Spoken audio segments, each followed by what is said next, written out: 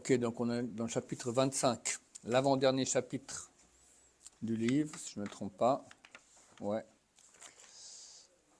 Beder Kniat Ha'ira, comment acquérir la ira, la crainte. Donc on parle ici de la crainte du péché.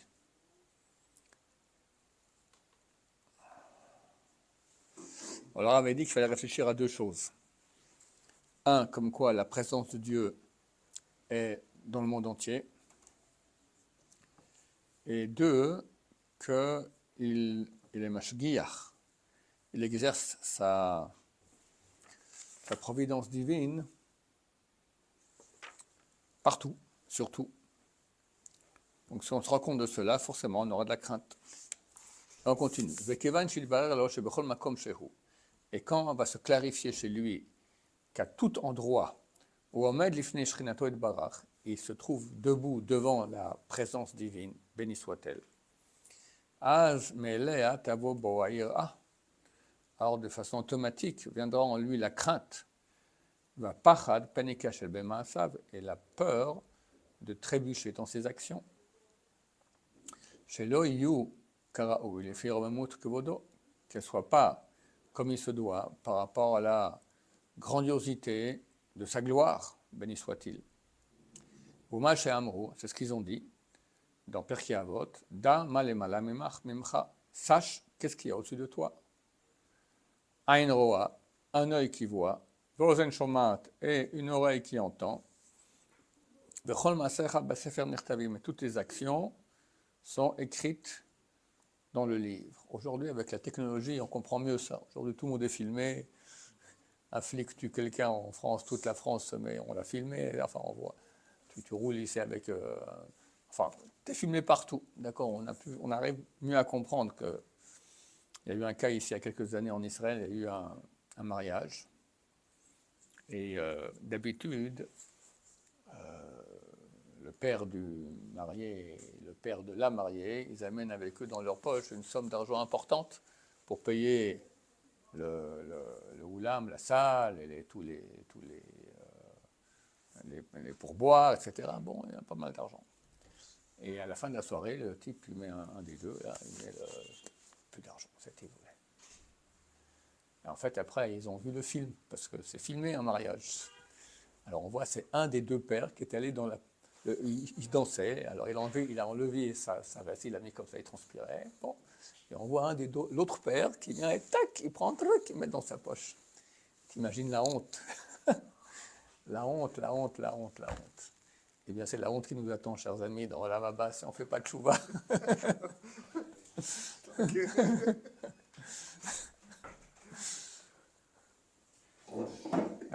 Terrible.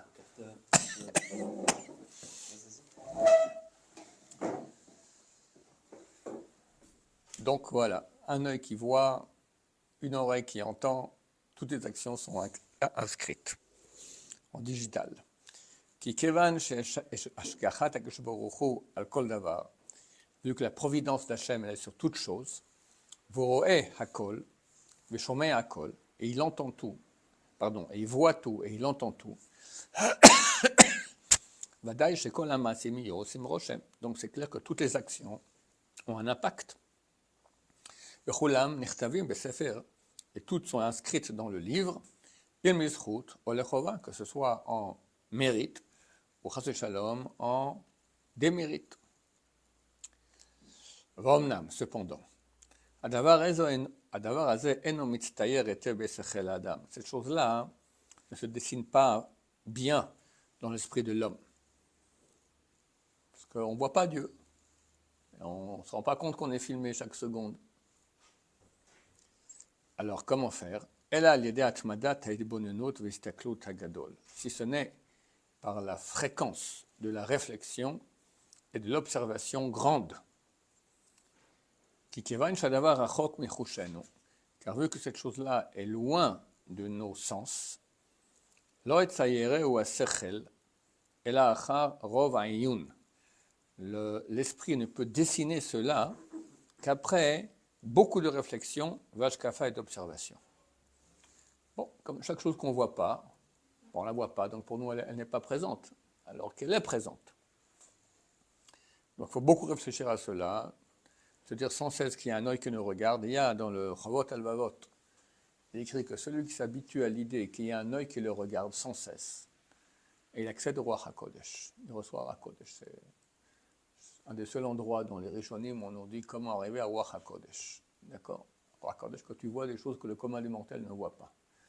Parce que chaque seconde, tu sens que tu es vu par Hachem, et donc forcément tu ne te comportes pas la même chose.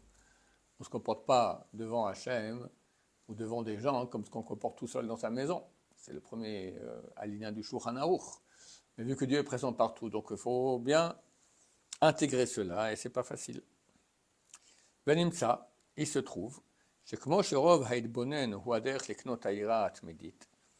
que comme la multiplication de la réflexion, c'est le moyen d'acquérir la crainte continue, Ken, de même le contraire, le fait qu'on n'y pense plus, et l'annulation de la réflexion à ce propos, c'est la chose qui fait perdre beaucoup cette crainte. Que ce soit à cause des dérangements qu'il a, tradot, tarodé, donc il a tout ce que chaque être humain a comme taraudement durant la vie, donc ça le déconcentre de cette réflexion. Obération, de façon volontaire. Ouais, ça me saoule de penser que sans cesse Dieu me regarde et tout, on ne peut rien faire dans ce monde. Voilà, il ne pense pas. Kol esech hadat bituluhu lairat midit. Tout non-conscience, donc on ne pense plus à cette chose-là, c'est une annulation de la crainte continue. Uma shetzivak jboruchu el ameler, c'est ce que Dieu a ordonné au roi. Le roi d'Israël, c'est marqué, Vaïta imo vekarabo kol mechayav. Il aura un Sefer Torah spécial avec lui, sans cesse. Il y avait un dans sa maison, mais un autre qui portait sans cesse, comme les rois des autres nations portent une épée, le roi d'Israël portait un Sefer Torah. Vekarabo kol mechayav, il la lira tous les jours de sa vie. Leman ilmad lira et Hashem Elokav, afin qu'il apprenne à craindre l'Éternel, son Dieu. Halamata, t'apprends de cela. Shenaïra nilmedet ela menakriya habilti nifseket, que la crainte ne s'apprend que par la lecture continue, qui ne s'arrête pas. Donc le roi, il doit avoir pas, ça ne suffit pas un Sefer Torah dans sa chambre, dans son salon, il doit la porter sans cesse, pour la lire sans cesse, pour avoir la crainte de Dieu. Donc ça prouve que ça passe par là, par une conscience et une observation, une réflexion sans cesse sur le sujet. Côté d'Akdek, et si tu es pointueux dans le texte, tu verras que chez Amar, il a dit « Les man ilmad l'ira » afin qu'il apprenne à avoir la crainte. Le Amar les man ira, il n'a pas dit « afin qu'il ait la crainte », afin qu'il apprenne à avoir la crainte. Vu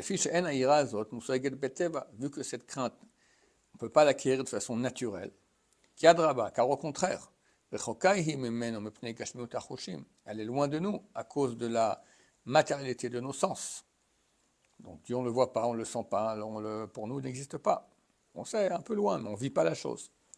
Et on ne peut l'acquérir que par l'étude. Et il n'y a d'apprentissage de la crainte que Berov Atmada par le fait de beaucoup étudier. Atmada, c'est continu, fréquente. Batora, dans la Torah, Udrachea et ses voix, Bliefsek, sans arrêt, sans pause, sans cesse être branché. Bon, je rappelle qu'on parle de niveau qui ne nous concerne pas, mais essayez un peu d'améliorer. Pourquoi il ne dit pas juste Atmada dans ses chemins? Pourquoi il dit dans la Torah chemin? Juste sur le côté comme vous avez dit qu'il y a un œil qui nous voit. Là, il dit non, c'est l'étude. Non, alors il prend l'exemple du roi. On voit que la Torah lui a dit qu'il fallait, pour apprendre la crainte, il fallait qu'il étudie dans le livre de la Torah. Maintenant, lui te dit, qu'est-ce que tu vas étudier dans la Torah? Tu vas étudier les lois de cacheroute ou les lois de, je sais pas moi, bon, je sais pas si ça va t'amener tellement de crainte. Alors il dit Drachea, ses voix, c'est ça qui est plus intéressant, les voix de la Torah. ça qui en tout cas amène plus de rappel que Dieu est là et que Dieu gère tout, et donc on est sous son observation devant lui.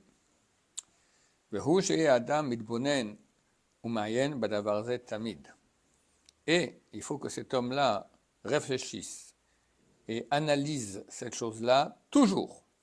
Beshivto, quand il s'assied, Belerto, quand il marche, Beshorvo, quand il se couche, Bekumo, quand il se lève. Shekiva Bedato Amitat Adavar, ce qui fixe dans son esprit la véracité de cette chose,